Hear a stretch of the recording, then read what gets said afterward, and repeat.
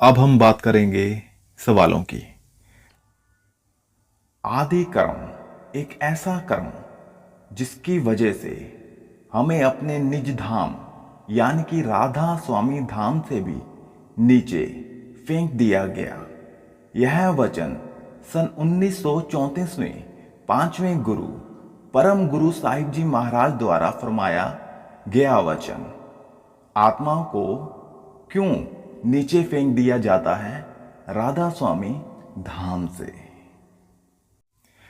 तो यहां पर पहला सवाल आ जाता है, राधा स्वामी धाम को काल से परे, समय से परे, परिवर्तन से परे, माया से परे, मन से परे कहा जाता है। तो ऐसे पवित्र स्थान में प्रवृत्तियों जैसे दोषों का प्रवेश कैसे हो सकता है?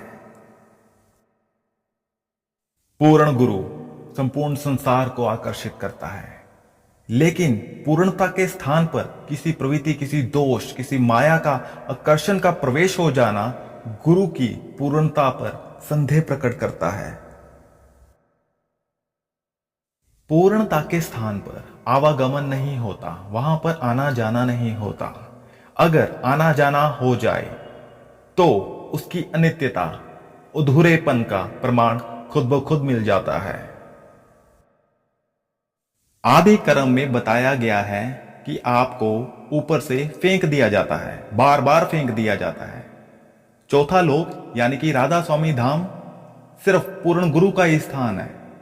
अब पूर्ण गुरु के होते हुए भी वहां पर ना काल का प्रवेश, ना ही समय का, ना ही किसी प्रकार के परिवर्तन का। तो ऊपर से नीचे कौन फेंकता है? ये अपने आप में सवाल है। आदि कर्म को जड़ के समान कहा गया है। अगर जड़ की बात की जाए, ये सारा का सारा जड़ का जितना भी खेल है ये गुणों का खेल होता है। अगर गुणों की बात की जाए, ये गुणों का खेल प्रकृति के अधीन होता है। अगर प्रकृति की बात की जाए, ये सारा का सारा फिर ये खेल माया का खेल है, काल का खेल है। घूम फिर के बात यहीं पर आ जाती है कि राधा स्वामी धाम भी इस काल के, इस माया के चक्कर से बाहर नहीं है, इसलिए वहां से भी प्रवृत्तियों का प्रवेश आसानी से हो जाता है और वही स्थान से भी आपको नीचे फेंक दिया जाता है। ये तो बात अपने आप विचारणीय है, क्योंकि सारी की सारी चीजें ऊपर से नीचे आके आप अधूरेपन का प्रमाण वैसे ही दे चुके हो। ये बात विचारणीय है। जो लोग आपको कहते हैं कि आप निज धाम से आए हो, आपने दोबारा वापस वहीं पर जाना है, अब ये बात प्रमाणिक हो चुकी है कि कोई भी धाम पूर्ण नहीं होता। अगर पूर्ण होता तो आप नीचे ही ना आते, वहीं पर रहते। तो जितने ये धामों की बात किया करते हैं, ये सब नीचे ही घूम रहे हैं। इस पर हमें विचार करना चाहिए। आदि कर्म में उल्लेख आता है कि परम धाम में भी कुछ सूरतों का ध्यान नीचे की ओर यानी कि माया की ओर आकर्षित हो गया और कुछ प्रवृत्तियां जाग उठी नीचे के सुखों को भोगने के लिए, इसलिए उन्हें ऊपर से नीचे आना पड़ा। यहां पर एक सवाल पैदा हो जाता है कि जिसने सच में पूर्ण परमात्मा का एक बूंद का भी स्वाद चख लिया हो, वह संसार को भूल जाता है।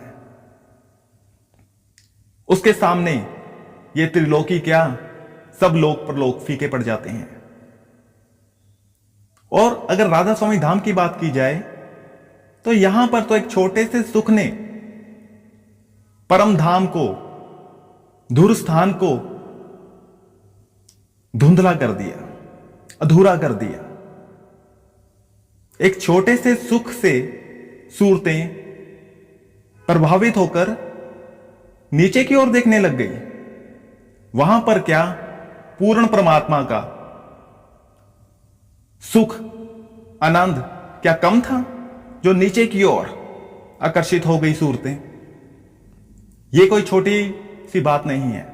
यह पूर्णता पर सवाल पैदा हो जाता है, खड़ा हो जाता है। तो इसलिए इस पर विचार करना अनिवार्य है। इतिहास साक्षी है। जिसने धामों की बात की है, नीचे आकर ही की है, नीचे आना ही पड़ा है, क्योंकि सब धामों की यात्रा अधूरी है। जिसने परमात्मा को यहां नहीं पाया, उसने कहीं नहीं पाया, क्योंकि यह आपके मूल स्वरूप की ही कहानी है।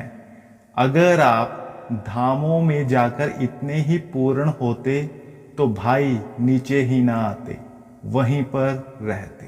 कहीं तो बार बार चूक हो रही होती होगी, तो इसलिए इसको जानना अनिवार्य है, क्योंकि ये कहानी स्वयं को ही जानने की है। धन्यवाद।